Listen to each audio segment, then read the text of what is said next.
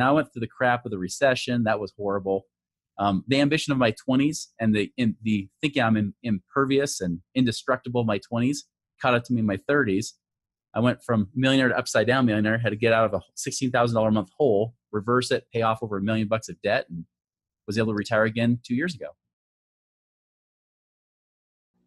This is Mitch, and welcome to the Real Estate Investor Summit podcast. I have Chris Miles on the line. This guy makes me sick. I hate this guy. It's horrible. He retired when he was 28 years old. Talk about pissing you off. Jeez, makes you feel like a loser. All right, and then the recession hit and kind of cut some of his streams of income and decided he's going to have to reinvent himself again and get back on top once again. And then they thought, well, while I'm doing it, why don't I just show everybody how I do this reinvention? All right, Chris Miles, how are you doing? I'm awesome, Mitch. How you doing? So you're over in Utah right now? I am right now, yeah. Is it cold there? Right now, it feels great. It's perfect fall weather. I hope it never changes, which obviously I know it will. Yeah, well, if you want to come down here and cook an egg in your hand, just come down to where I live in San Antonio, Texas. You know, watch it happen right in front of your face. Just cook an egg right in your hand. I was almost there last winter when I was in Austin. I loved it. It was great. Yeah. So give the listeners a little bit of your backstory. Yeah. So I actually started out as that traditional financial advisor, back in right around Y2K. So right after 9/11, became a financial advisor, great time to do that stuff. And I did that for 4 years. And, and my whole purpose was really, I wanted to help people to, create financial freedom. I mean, specifically, I was thinking about my dad, who, he worked in the automotive industry. He'd always say, hey, I'm going to work until I die. So I thought, if I can give him 1 year of his life back, that'd be awesome. But I'll tell you, after being a financial advisor for a while, I realized I can't guarantee crap with anything that they teach, it was actually after I met millionaires, certain types of millionaires. Some of them were in their 20s and 30s, already retired. And I thought, well, dang, I'm in my 20s at that time, right? And I thought, I would like to be retired. And what have they figured out that I haven't? And I remember when I would talk about the things that I taught, they thought it was all bull crap. They're like, yeah, invest for the long haul. Well, how long is the long haul when the market goes down? And, high risk creates high return. When did a 90% chance of losing become a 90% chance of winning? And all that kind of stuff that you hear from financial advisors all the time, right? And, the average rates of returns of mutual funds, which is 5 million%. If you just put in $100 a month for 40 million years, then you might actually have something, all that kind of junk. And I realized I'm teaching this. We're connecting, man, because I listen to that stuff too. And I go, I'm not the smartest guy in the world. I didn't graduate from Harvard or not even close. High school diploma. Okay. But it's I'm listening to it and go, this doesn't seem exciting at all. I get to work for 40 something years. And then maybe if there's not a complete financial debacle at the time that I want to retire, I'll have, it's a gamble. I'd rather just gamble on my own week to week, huh? Exactly. And I realized that even after I inherited clients that had 20 years of financial advice, they still weren't much better off than the rest of the Americans. And so I started to realize maybe what I'm doing is junk, right? Maybe this doesn't work. And I started looking at people that were doing things that worked, and that's when it all changed. And so March of 06. They weren't financial advisors, were they? No, they weren't. No, they were actually millionaires. They were people that actually had money, not financial advisors, right? In fact, I remember I had a friend who, he left being a financial advisor. I was training him to do that, and then he left. And I called him up. It was the end of 2005, right before New Year's. Thought I'd call, wish him Merry Christmas, Happy New Year, that kind of thing. And I remember I started saying well, how are things going? And he just left 4 months prior. And he's like, yeah, my dad and I partnered up to do real estate investing, and it's awesome. My dad's already doubled his income as being a professor at the local university. I'm like, that's not possible. That's too good to be true, right? All that kind of stuff you hear. And he's like, no, we're doing it. It's awesome. And so we got in this fight back and forth of what's better, stocks, real estate. And then finally he stopped me. He said, Chris, what principles do you actually teach your clients? Well, what do you mean by principles? You mean Rule 72, compounding interest? It's no, not even close. Okay, two, Chris, how many of your clients are actually financially free where they don't worry about money?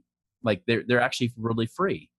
And I thought, well, I got that retired physician, but she watches CNN, the Communist News Network, right? So obviously that doesn't work because she's still worried even if she's got money. And she wasn't even in the stock market, right? And so I was like, well, none of my clients are free. He's like, well, good job, Chris. Okay, well, how about you guys? How many of you financial advisors are free not from the commissions you're earning off the stuff that hasn't worked, but actually by using the investments you've been recommending. And I'm like, none, maybe one guy. And I found out that guy a few years later wasn't either. So he's like, well, there you go. There's your problem.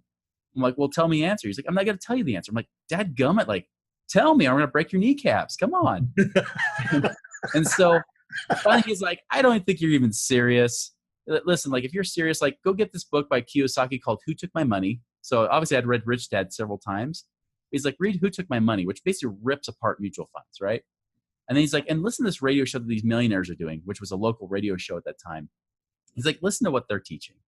And so I did. Like, every morning I was listening to those guys. I basically read the audiobook of Who Took My Money in like 3 hours. So it was fast. It was done. And I was like, okay, you got me admitting, like, this is, I can see where there's holes. And so gradually over time, he started to show me some things like what they were doing with real estate. I started opening up my world and realized there's a whole world of possibility. And so by March of 2006, 3 months later, especially after I started realizing that what I taught, nothing would work, I quit. I was like, I'll never teach about money again. I will just do mortgages and teach ballroom dancing. That's it. So that's what I started doing. Ballroom dancing. Yeah, they totally go together, right? Well, I don't know. There's probably a lot of rich people in those ballroom dancing halls, huh? There can be. I don't know. They were mostly college kids I was helping with. I was helping at the local university, so they were pretty broke. Yeah. I had fun. So you said you jumped off in 2006 and you retired, and then in my notes here it says you retired in 2006. You get retired in 1 year? I did. Actually, 4 months later. So it was funny because I vowed never teach about money again, but people started to notice a change in me, right? Like, there was something that they just noticed. Like, there's just something different about you. We don't know what it is. Because I was starting to learn these principles and stuff, and the strategies came second. I always teach that principles are first because they never change, but strategies do change with time and stuff, right? And so they know something was different, so they started asking me questions. And I remember one of my friends who was one of those millionaires, he said, Chris, do you like doing mortgages? I was like, well, yes and no. Like, I love teaching about it, and I love helping people get the results, but I hate paperwork. I can't stand it. So he said, well, why don't you find somebody who does like do paperwork and just split it 50-50? And see, up to that point, like, I was always living in scarcity. I always thought like I couldn't afford to get rid of anything. But what ended up happening is like, wait, I could actually share this. And so I found a guy who was really good at the paperwork. He wasn't like the most marketable kind of guy, but I was really good at teaching people some stuff, getting them excited, like things they could do to leverage their mortgage to go invest in real estate or whatever and make more than what their mortgage payment was. And so when I started teaching that stuff, people were like, cool, well, where do I get my mortgage? Like, who should I do this through? I'm like, go talk to this guy. He'll do all the paperwork for you. So he would do all the paperwork. I'd spend me a half an hour to an hour with them. Month and a half later, I get this check for $1,000 or $1,500. And I was like, well, that was easy. That was way easier. Like, that's like $1,000 or $2,000 an hour, So what else could I do? So I started doing that with other people. And I even started doing it with normal businesses, like a wholesale jeweler that was local. I said, hey, do you have a referral program? They're like, yeah, 5%. I'm like, great, because you saved me like a third of the cost from a mall that I'd pay for. So yeah, like, let me send you referrals. So if somebody would say, hey, I'm trying to find a jeweler, I'm like, oh, I know somebody, go talk to these guys. And I get like $40 or $50 check. And so I did this with like 4 or 5 different people. And pretty soon I was making like $4,000 or $5,000 a month, like really kind of like residual type income, right? And I was like, this is easy. I was only spending like 3-4 hours a week working. And so when I did that, I realized like, wait a minute, my expenses at that time were only $3,500 because I only had 2 kids at that time. Now I've got 8. So, I was like, this is easy, now that we know what you do in your spare time. That's right. I cook and I clean. Like, I am the housewife in a sense. So yeah, I mean, so that's kind of what I'm doing today. It's now expanded. I mean, and I went through the crap of the recession. That was horrible. The ambition of my 20s and the thinking I'm impervious and indestructible in my 20s caught up to me in my 30s. I went from millionaire to upside down millionaire, had to get out of a $16,000 a month hole, reverse it, pay off over $1 million of debt, and was able to retire again 2 years ago. So 2 years ago, so like 2016. Uh-huh. You kind of documented your crawl out of that hole, didn't you? I did. Yeah. I mean, most of the stuff I teach with cash flow was stuff I learned about being resourceful in that hole. It's funny because I remember at that time, so I came out of retirement in 2007 to teach this stuff, to teach people to get out of the rat race, right? And then at that time, I was focused towards real estate investors. So you can imagine, of course, when about end of 2007, 2008 rolls around, none of them could pay me. And they're like, man, like, I wish I could pay for you to teach me this stuff, but I don't have any money. Like, I'm broke. I can't get any cash. I was doing great, and now I have nothing. And at that time, I was going through my own crap. And I'm thinking, like, I'm in the whole $16,000 a month. And I'm thinking, there's no way these guys are worse off than I am. So I wouldn't tell them that. I would just say, okay, well, let me see. If I can find the money for you, would you pay me? Like, well, yeah, of course. So I actually started off, I changed my message to be more about how to get creative, to find resource, find money, find those money leaks, right? And the next thing I know, like, I'm like, yeah, you do this and this and this, there, that's $2,000 a month you just freed up. Or do this, there's an extra 500 or whatever per month. And I started doing that and perfecting it. And next thing I know, I had after tracking about over 600 clients since 2010, the average person's found about 34,000 a year just doing that kind of stuff. And that's not even talking about doing alternative investments too. You're helping people find money to buy properties with. Is that what you were doing? Yeah, it was basically just helping them find money, anything to give them some breathing room, right? I mean, saving money in taxes could be that, because there's a lot of ways most people miss, especially if you're a business owner. And a lot of those people were business owners, like they're just missing out on tax breaks. There's debts and things we could restructure and figure out, because people get crappy advice from Dave Ramsey, and then they figure out why they can't figure out why they're not financially free yet. They can't yell freedom like he does, right? Yeah, I thought, maybe I want to be on the Dave Ramsey show, like someone get me on the Dave Ramsey. And then I started thinking, I can't do that because he's going to ask me my story. And my story is I bought my first 100 houses on credit cards. 0% credit cards. The best partners I ever had. They didn't want to look at the house. They didn't want an appraisal, and they didn't charge me anything. So I thought, well, how the hell can you beat that? So here. That's what's fascinating, because I mean, he had a story kind of like mine where he went bankrupt with real estate, right? And his message he got from that is never, ever, ever get into debt. That was his message. I had a similar situation, maybe even worse than his. I don't know. I didn't go bankrupt because I just assumed I can stay out of bankruptcy. And so I did. It was a long, hard road to try to figure out how to pay off over $1 million. But, that was the thing with no money, no credit. Like, I'm sure there's a way I can do it. And I came out of it not thinking that debt's bad, but I do respect it. That, you got to respect it as being a steward of money. You can't be done with it, but at the same time, I don't think you can make it without it. Again, just like Kiyosaki, it's good debt and bad debt. Mm-hmm. Good debt costs you every month. Bad debt bad debt costs you every month, and good debt pays you every month. That's right.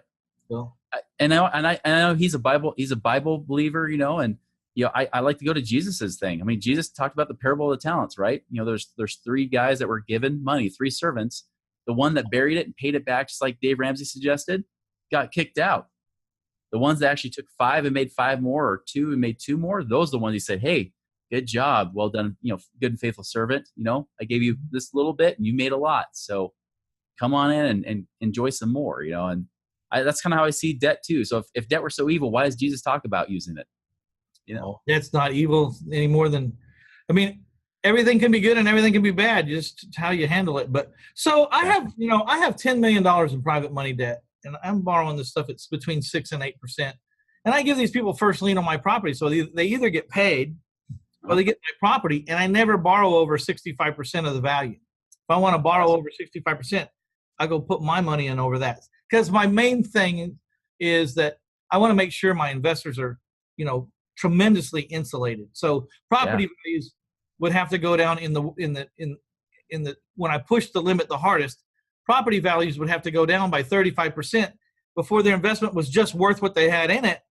Now I average borrowing 58% on my property. I'm just saying 65 is the most I'll ever go. Yeah. I'm a professional at finding motivated sellers and distressed deals. I've been doing it for 22 years in 1,500 houses in my hometown,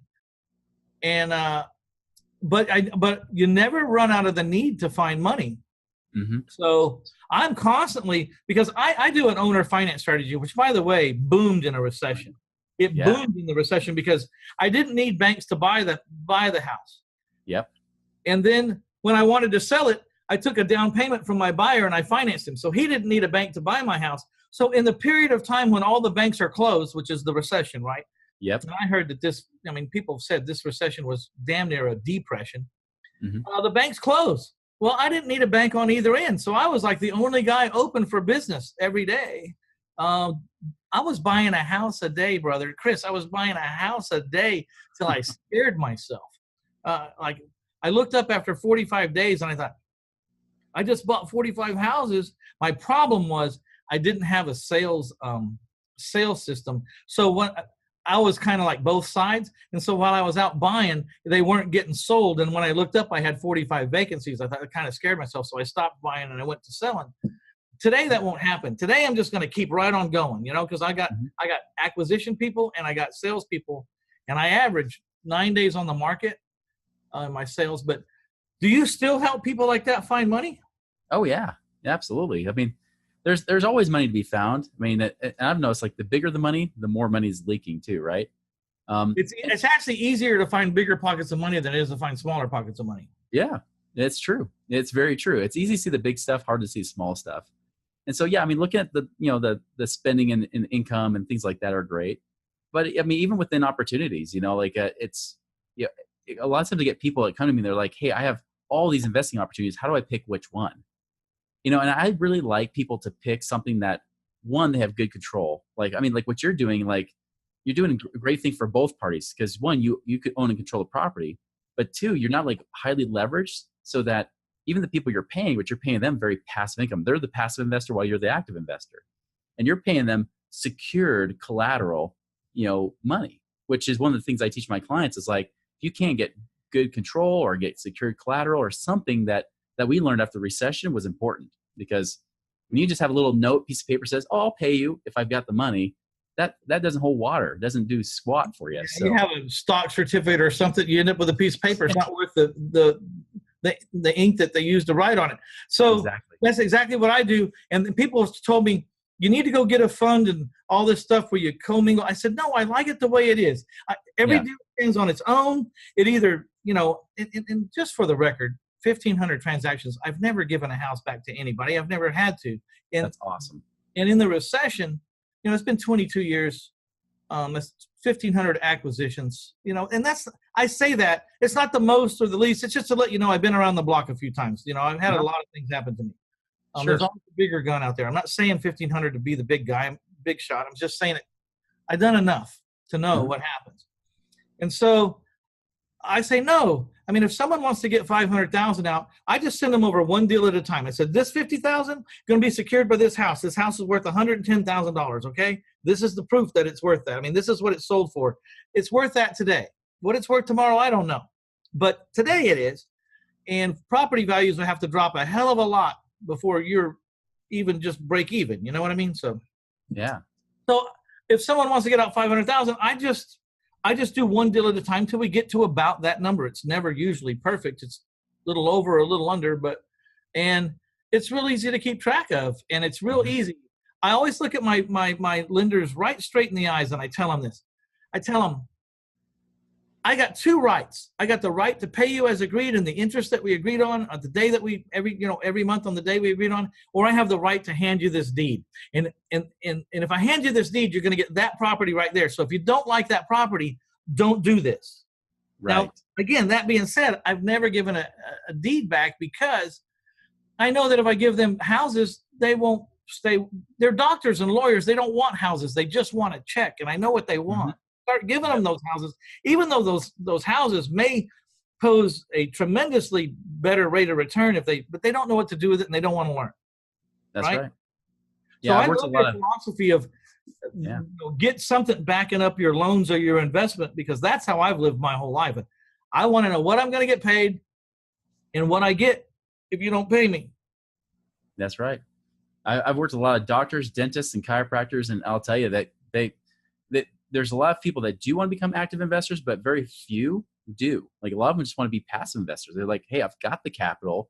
What do I do that's going to be safer than the stock market? Like, what can I do that can guarantee me some cash flow? Because that's the one thing the stock market doesn't do is you have financial advisors out there, the good ones, right? Not the old school bad ones. But the good ones will say, live on 2 or 3% of whatever you've saved in the stock market. Now think about that. You save $1 million. that means you can live on 20 or 30,000 a year. You went from millionaire to living under poverty level. You know, that doesn't make sense to me. You know, it should be opposite. It should be like, if I have saved $1 million, that should better be producing for me, like, hopefully at least $100,000 a year. You know, like, let's try to create something like that. And so it doesn't take rocket science to make 6-8%. I mean, if you want to get active, you can go out there and make 10, 12, 14, 15, 16%. But the question is, do you want to be active or not? Like, I had some retired people the other day tell me, he says, I show them the whole thing. I show them how much money I'm making. You know, I bought the house for 52. I owner financed it for 100 with 10,000 down and carried 90. And then I said, you know, but I'm looking for someone to loan me the 52. They says, well, why don't we're just going to do what you do? I said, They said, why don't we just do what you do? I said, well, don't do what I do. Do what Tom Brady of the New England Patriots does. Hell, he makes $120 million. I'm just making a measly couple of million a year. I mean, go do what he does. They look at me and go, well, we can't do what he does. And I said, you can't do what I do either. Yep, that's right. I'm 22 years of getting my chops busted. I mean, you can go out there and start, but you're not, you know. And plus, didn't you just tell me you were retired and you're enjoying your golf game? I'm active, man. I earn that money. You know, I'm out there every day with my boxing gloves on, sparring with these people. So you want to be passive, I'm your guy. You want to get in the business, or you get in the business and make big rates of returns. Either one of us could be the guy. Chris could be your guy, or I could be your guy, but you need to decide you want to be passive or you want to work. So, because there's two different whole different ballparks, right? So you got anything free for that you can give away or something to people that if they want to learn more about what you do, or do you have any kind of giveaway?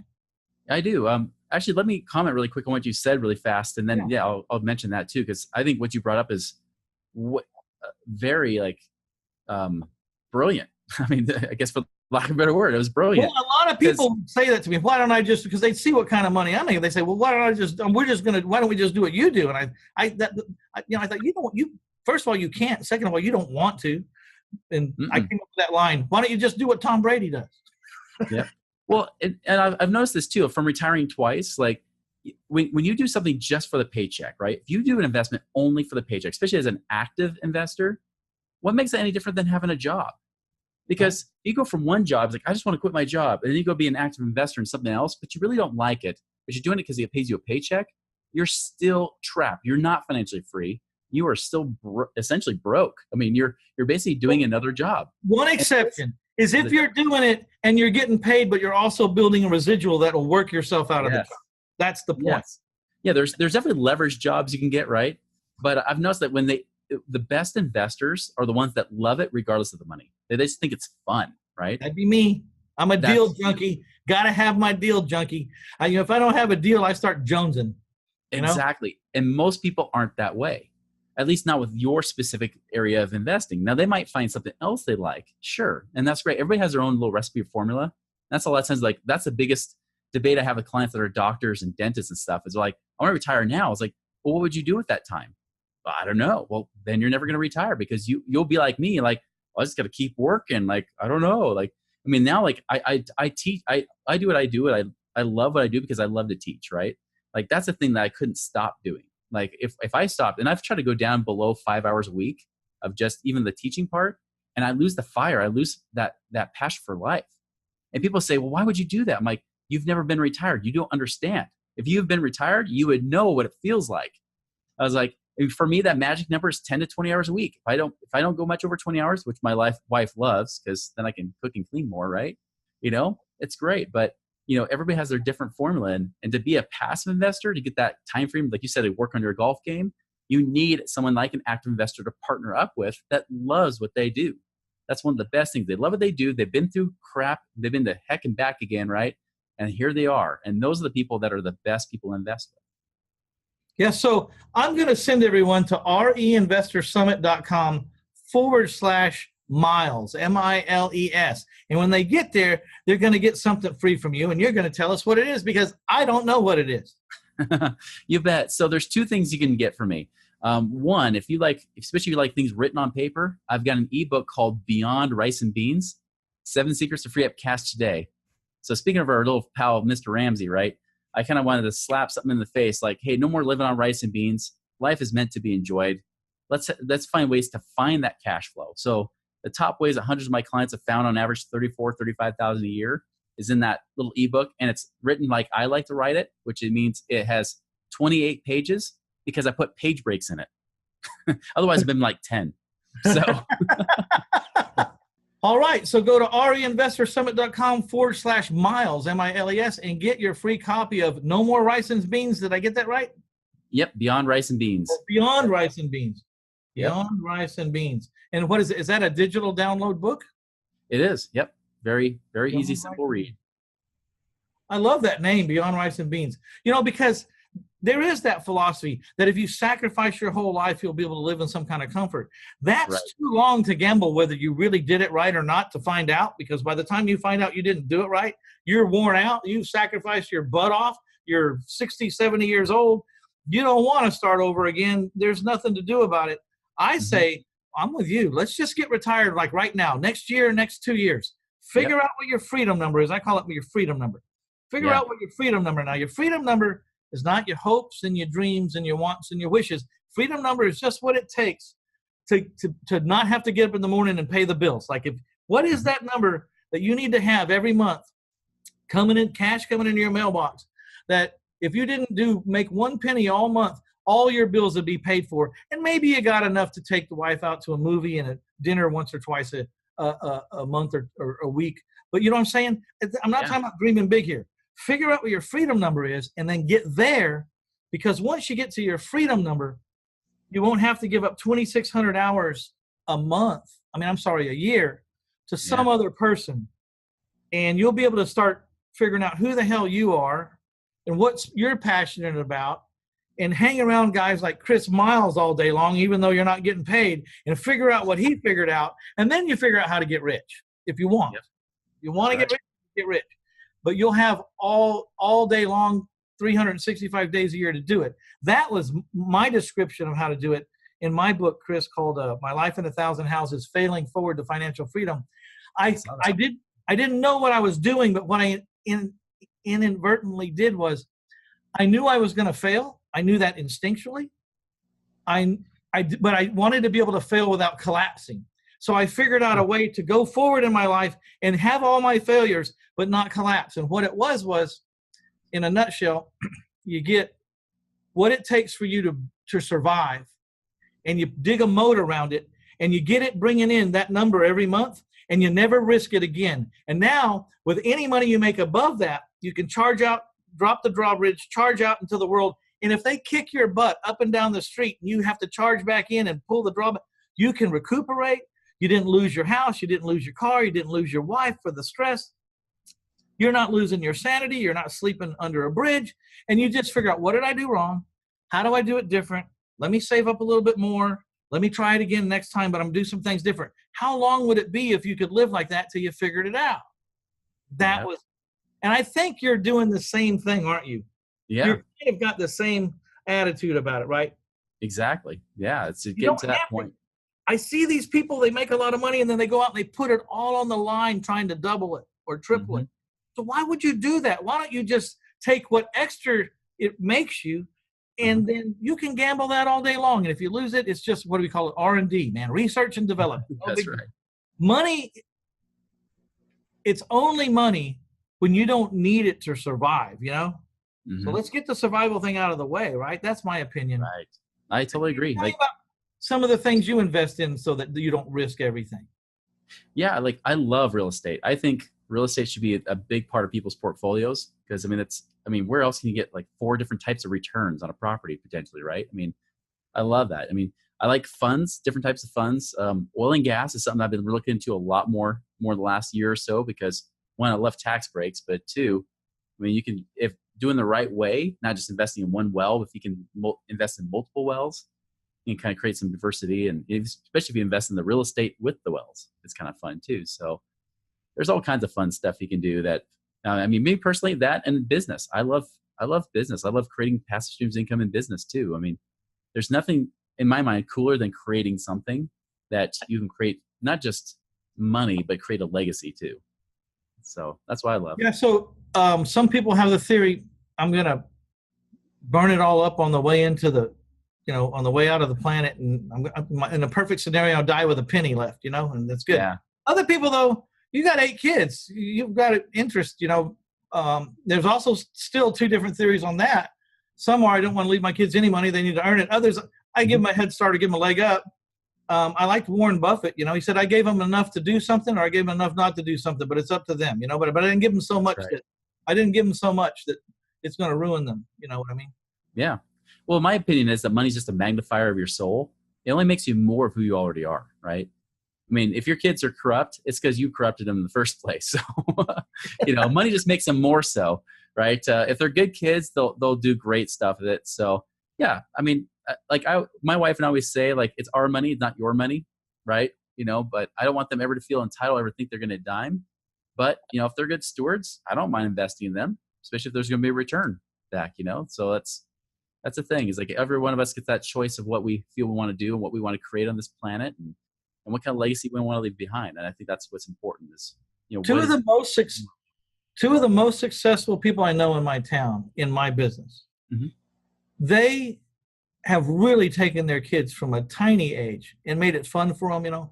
Who can find the first vacant house wins. They're driving. These kids can spot vacant houses better than grown men 22 years in the business. I mean, they can smell them from a mile away. And they've really cultivated their kids to understand money, which I think is a huge thing that's missing. I mean, honestly, our school system is made to produce workers. It's not producing entrepreneurs or self-sufficient people. It's just completely off. Now I don't even know if they even really want you to even have a job. I don't know what they're producing. But they raise slaves. Yeah, they teach slaves. They really do. But and I was upset when I finally figured out how to make money. I was upset for a couple of years. Why didn't anyone tell me about? I was 36 before I figured out how to find my butt with both hands. I was walking up to everybody I knew that loved me. Why didn't you tell me how this works? Come to find out, they really didn't know. Yeah. They didn't know.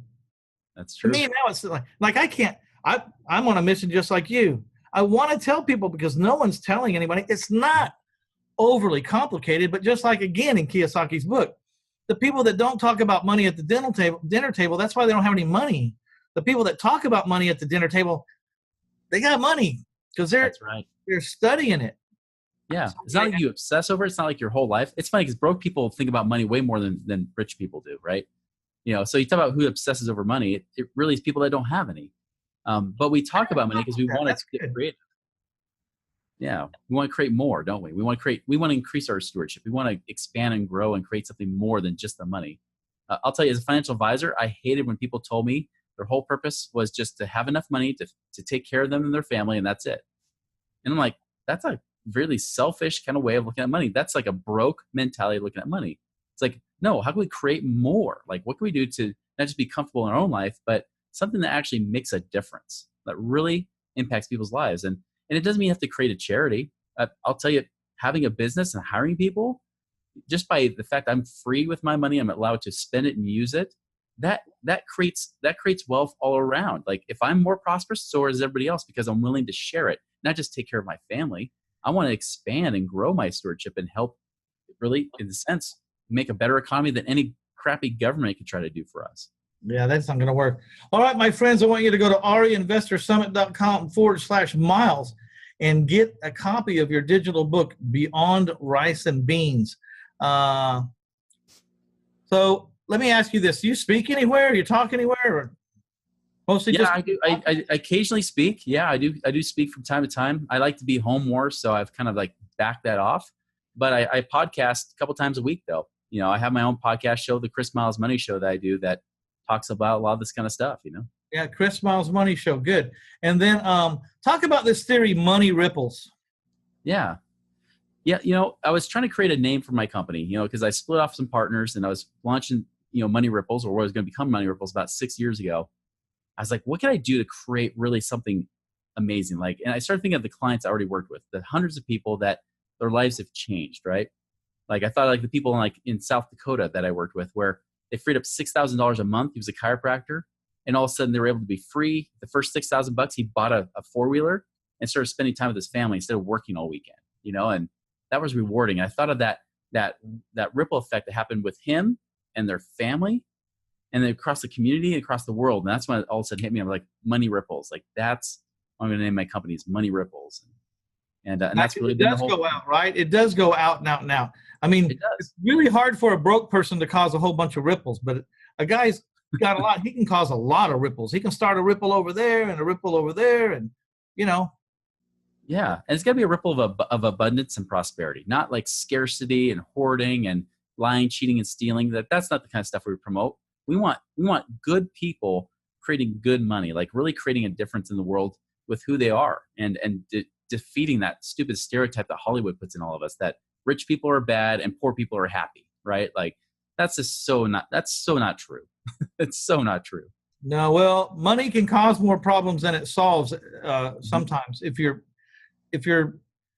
have to be careful, and you have to have your head screwed on straight. Basically, there's a few rules I live by. Some people say there are 10 of them. I try my very best to live by those rules. I fall drastically short many times, but it dawns on me that if I could just live by those 10 rules, life would be about as smooth as it could possibly be. Yeah. And when I find I have troubles in my life, one of those rules has probably not been adhered to as closely as it should have been. Yeah. I'll tell you, financial freedom has never been especially with my clients in my own life, it's never been about a state of your bank account. It's a state of mind. Like, you can get your financial freedom number, but I've noticed that some people are still broke mentally because they didn't work on some of those rules, right? They didn't work on those things that actually help create freedom. You got to learn how to be financially free before you actually become financially free. Well, so when you're talking with people, you have students, right? Are you doing this over the internet? Yeah, I do over the internet. I have my own one-on-one clients we do over the phone. I even have people come to my house a couple times a year, like my clients. I invite them out to Utah, and we meet face-to-face and do that kind of stuff. So, yeah, we have fun. What a beautiful piece of country you have out there. All right. You want to learn more about that, go to reinvestorsummit.com/miles, MILES. Man, what's some words of wisdom before we wrap it up here, Chris? Give us some words of wisdom to people that are struggling to find their financial freedom. Hope. You need hope. You need to actually believe that this could actually work. Because I've seen people that they see options, they see the things like you teach, Mitch, and they're like, okay, I see that he's making it work, but how do I even make it work? And I'm here to tell you that it's so easy. I mean, just like a guy I worked with last week, he's an airline pilot, and he's like, wait a minute, I just figured this out. And after even looking at one investment, even if I could create this kind of return, I could actually retire within the next 5 years versus, never retiring, which is what's happened most of the guys in my profession now. And I'm telling you, like, there's hope. Like, if you listen to the things that we teach and you really like listen to what Mitch is teaching here, like, this stuff works. Like, it really creates that kind of hope. Yeah. And you don't have to connect with me, or you don't have to connect with Chris. Connect with somebody out there, because there's a lot of different ways to do it. There's no one way to do it. If anyone says there's only one way, they're crazy. There's a million ways, and there's a way that's tailor-made for the way you're built. There's different people are all different, and all the strategies are different, and they all kind of fit together different. And you got to find the one that works for you, Exactly. Or find a coach that talks to you in your language, that relates how you relate to the outside world, or at least used to relate to the outside world like you, so they can explain how they changed the picture, Exactly. So, we all have a different recipe. Yep. Man, I really appreciate taking the time to be on. I'm looking forward. Can I be on your podcast sometime? I would love to have you on my podcast, Mitch. It would be awesome. That'd be great. All right, we'll talk about the moat theory or something. We'll figure something out. Cool. All right, this is Mitch Stephen with the Real Estate Investor Summit podcast. I want you to go to reinvestorsummit.com/miles, MILES. Get your free copy of the digital book, Beyond Rice and Beans. Also learn a whole lot more about Chris Miles and what he's teaching, and how he's looking at the world, and how he views financial freedom, because ultimately it's not the money we're after. It's the freedom that we're after, right? So figure out how much you need or how much you don't, because you might need a lot less than you think. And get happy, man, and find out who you are and what you're going to be. I appreciate you so much for being on, Chris. Thank you. Thank you. Appreciate it. This is Mitch Stephen. We're out of here. See you next time.